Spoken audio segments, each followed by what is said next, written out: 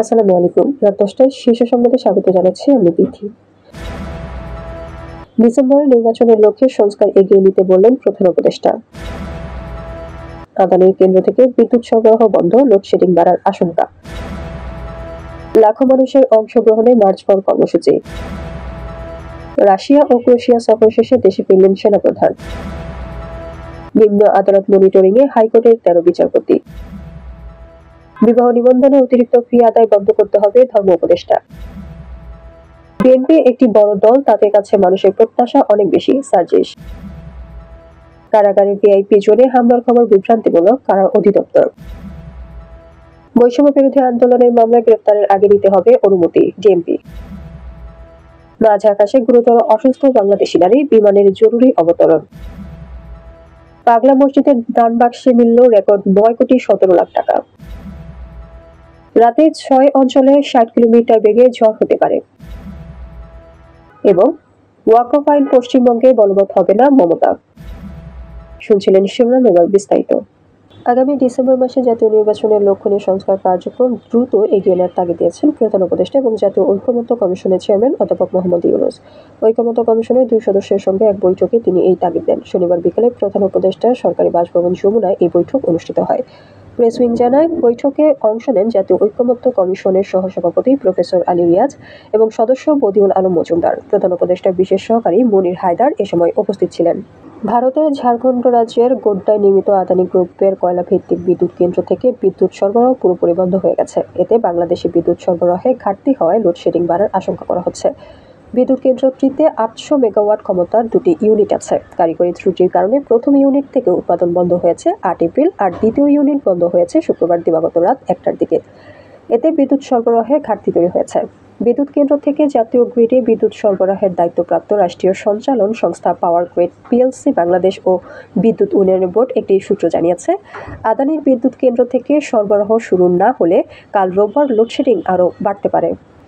রাজধানীর সোহরাওয়ার্দী উদ্যানে লাখো মানুষের অংশগ্রহণে মার্চ ফর গাজা কর্মসূচি পালিত হয়েছে। শনিবার বিকাল ৩টা ৫৫ জাতীয় মসজিদ বায়তুল মোকাররমের খতিব মোহাম্মদ আব্দুল মালেকের মোনাজাতের মধ্য দিয়ে এই কর্মসূচি শেষ হয়।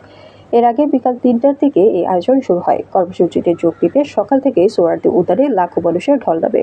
রাজধানীর বিভিন্ন দিক থেকে মিছিল দিয়ে সমাবেশে যোগ দেয় মানুষ। কানায় কানায় পূর্ণ হয়ে ওঠে সোহরাওয়ার্দী উদ্যান। উদ্যানের ঠিক পশ্চিম পূর্ব পাশে তৈরি করা হয় খোলা মঞ্চ। এর সামনে লাল কার্পেট বিছানো হয়।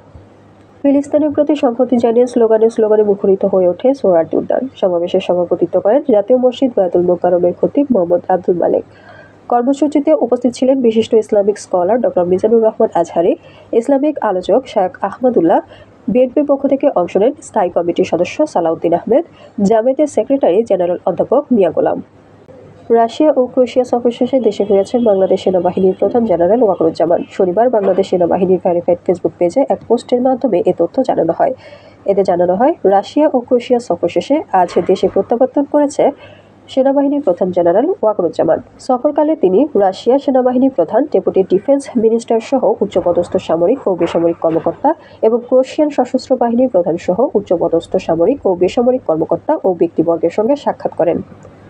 দেশের ৮ বিভাগীয় অধস্তন আদালতের মনিটরিংয়ের জন্য গঠন করা কমিটি পুনর্গঠন করেছেন প্রধান বিচারপতি ডক্টর সৈয়দ রেফাত আহমেদ।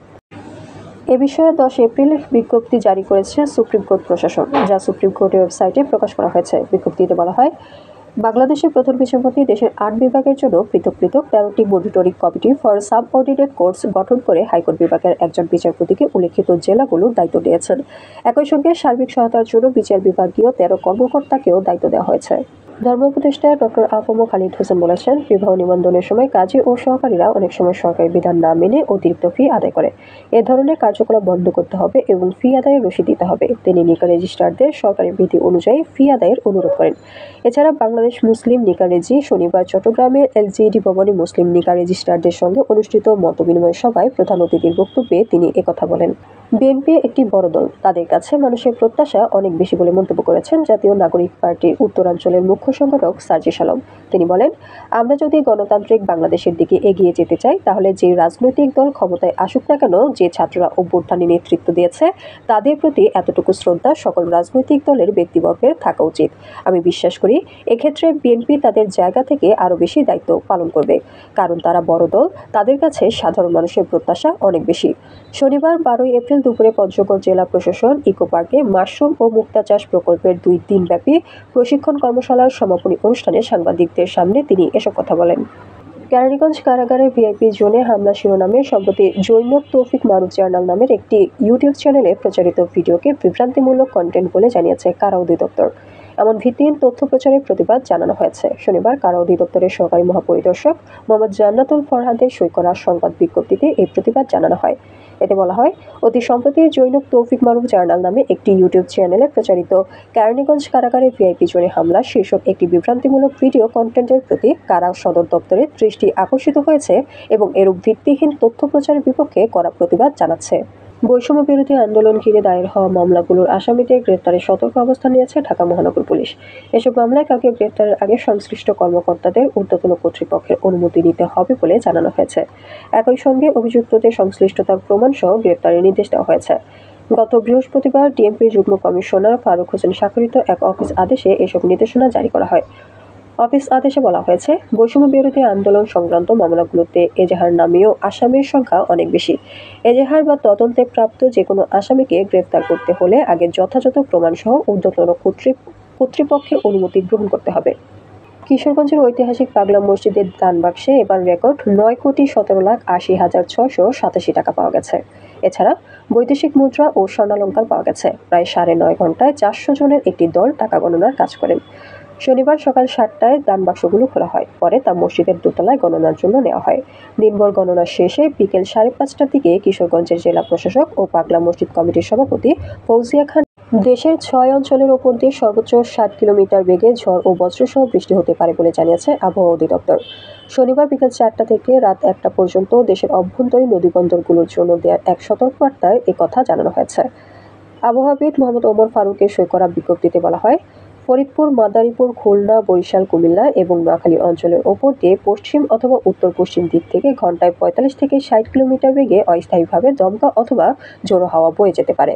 সেই সঙ্গে বৃষ্টি অথবা বজ্রসহ বৃষ্টি হতে পারে। তাই এসব এলাকার নদীবন্দরগুলোকে 1 নম্বর সতর্ক সংকেত দেখাতে বলা হয়েছে। ভারতের ওয়াকফ আইন পশ্চিমবঙ্গে বলবৎ করা হবে না বলে জানিয়েছেন রাজ্যটির মুখ্যমন্ত্রী মমতা ব্যানার্জি। এই আইন রাজ্য সরকার সমর্থন করে না বলেও জানিয়েছেন তিনি। খবর আনন্দবাজার।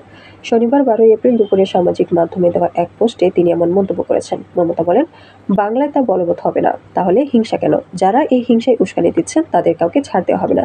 তৃণমূল কংগ্রেস নেত্রী বলেন, সেই আইন কিন্তু আমরা করিনি, আইনটি কেন্দ্রীয় সরকার করেছে, তাই উত্তর যা চাওয়ার কেন্দ্রীয় সরকারের কাছেই চাইতে হবে। রাজনৈতিক দলের চক্রান্তের কথাও উল্লেখ করে মমতা। কিন্তু রাজনৈতিক দল ধর্মকে অপব্যবহার করে রাজনৈতিক সুবিধা নিতে চাইছে। কিছু রাজনৈতিক দল ধর্মকে অপব্যবহার করে রাজনৈতিক সুবিধা নিতে চাইছে, তাদের প্ররোচনায় পা দেবেন না। আমি মনে করি ধর্ম মানে মানবিকতা, সহৃদয়তা, সভ্যতা ও সম্প্রীতি। এ সময় শান্তি ও সম্প্রীতি বজায় রাখতে সবার প্রতি আহ্বান জানিয়েছেন তিনি। আমাদের আগামীকাল দুপুর 2টার সংবাদ দেখার আমন্ত্রণ জানিয়ে এখনকার মতো বিদায় নিচ্ছি। দর্শক, ভিডিওটি শেষ পর্যন্ত দেখার জন্য আপনাকে অসংখ্য ধন্যবাদ। নিত্য নতুন সংবাদ পেতে আমাদের ইউটিউব চ্যানেল সাবস্ক্রাইব করুন ও নিয়মিত নোটিফিকেশন পেতে বেল বাটনটি ক্লিক করুন এবং আমাদের ফেসবুক পেজটি লাইক করুন। এছাড়াও আমাদের ভিডিওতে লাইক দিয়ে শেয়ার করুন। আল্লাহ হাফেজ।